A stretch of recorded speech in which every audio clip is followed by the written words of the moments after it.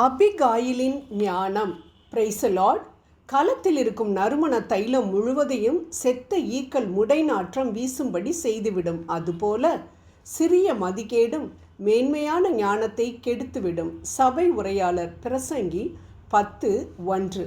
இங்கு சபை உரையாளரான சாலமோன் அரசர் ஞானத்தோடு தன் செயல்களை வழியமைத்து கொள்ளாத எவரும், குறிப்பாக தலைவர்கள், தவறி விழுந்து விடுவர் என குறிப்பிடுகின்றார்.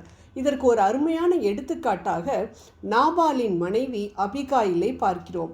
அவள் மிகுந்த அறிவும் அழகும் வாய்ந்தவள். ஆனால் அவள் கணவனோ முரடனும் இழிந்தவனுமாயிருந்த ஒரு செல்வந்தன் என நாம் 1 சாமுவேல் 25:3 பார்க்கின்றோம்.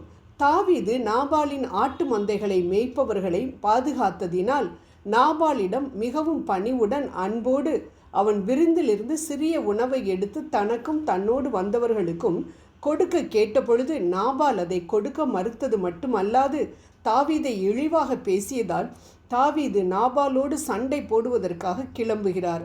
1 சாமுவேல் 25:13. அப்பொழுது நாபாலின் வேலைக்காரரில் ஒருவன் நாபாலின் மனைவி அபிகாயிலிடம், தாவீது தங்களுக்கு கர்மேலில் பாதுகாப்பாக இருந்ததாகவும் இங்கு வந்திருக்கும் அவர் சுக செய்தி அனுப்பியதற்கு நாபால் சீறி அவர்களை திட்டிவிட்டதால் நிச்சயம் நம்மேல் தீமை வந்து கொண்டிருக்கிறது என்றும், எனவே எச்சரிக்கையாக இரும் என்று சொன்னவுடன் அபிகாயில் தன் கணவனிடம் எதையும் சொல்லாமல் தானாகவே இதற்கு ஒரு முடிவு கட்ட மிகவும் சமயோஜிதமாக செயல்பட்டதை நாம் இந்த 25ஆம் அதிகாரத்தில் காண்கிறோம். ஆம், தன் கணவனையும் தன் வீட்டாரையும் கொல்வதற்காக தாவீது வந்து கொண்டிருக்கிறார் என்பதை அறிந்த அபிகாயில் அவர்கள் வருவதற்கு முன்பே அப்பங்கள், திராட்சைப்பழ ரசம், பயறு, அடைகள் என அதிகமான உணவு பண்டங்களை எடுத்துக்கொண்டு அவரை சாந்தப்படுத்த சென்றதை நாம் பார்க்கிறோம்.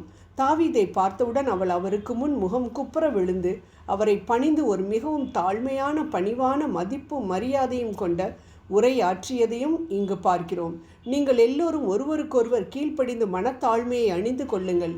பெருமையுள்ளவர்களுக்கு தேவன் எதிர்த்து நிற்கிறார், தாழ்மையுள்ளவர்களுக்கோ கிருபை அளிக்கிறார் என 1 பேதுரு 5:5 கூறியுள்ளபடி தன் குடும்பத்தாரை அழிப்பதற்காக வந்து கொண்டிருந்த தாவீது அரசர் முன் மிகுந்த பணிவுடன், தலைவரே, இந்த பழி என்மேல் இருக்கட்டும். என் கணவர் தன் பெயருக்கேற்றபடி மூடத்தனமானவர். ஆண்டவரே, எங்களை பழி வாங்காமல் உம்மை தடுத்தார். ஆண்டவர் உம்மை ஆசீர்வதிப்பாராக. ஆண்டவர் உமக்கு வெற்றி அளிக்கும் பொழுது எங்களையும் நினைத்தருளும் என ஒரு பெரிய ஞானம் நிறைந்த சொற்பொழிவை ஆற்றினதை நாம் பார்க்கிறோம். இதனால் நடந்தது என்ன? தாவீது தன் கோபத்தை விட்டுவிட்டு கோபத்தில் அநேக குற்றமற்ற மனிதர்களை கொல்ல இருந்த தன்னை தடுத்து நிறுத்தி அவளது வார்த்தைகளுக்கு நன்றி கூறி அவரிடம் மன்னிப்பை கேட்டார். 10 நாட்களுக்கு பின் ஆண்டவர் நாபாலை அடித்தார், அவன் இறந்தான்.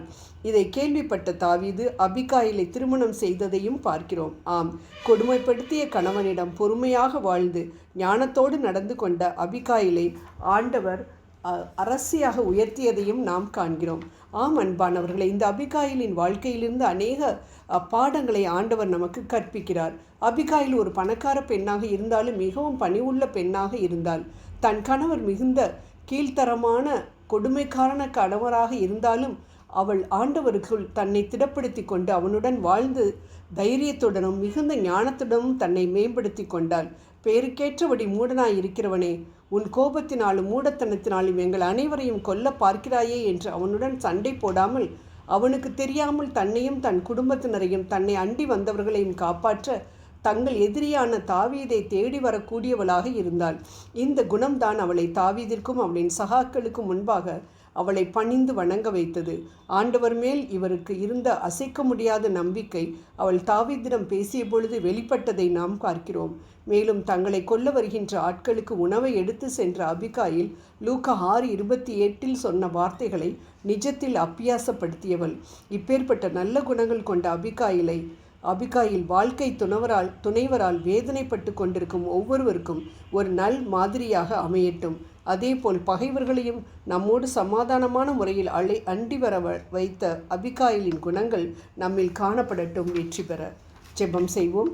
மதியினத்தை பார்க்கிலும் ஞானம் உத்தமம் என்று சொன்ன எங்கள் அன்பு தெய்வமே, எந்த இடத்திலும் நாங்கள் ஞானத்தோடு நடந்து கொள்ள எங்களுக்கு கிருபை புரியும். ஆமேன்.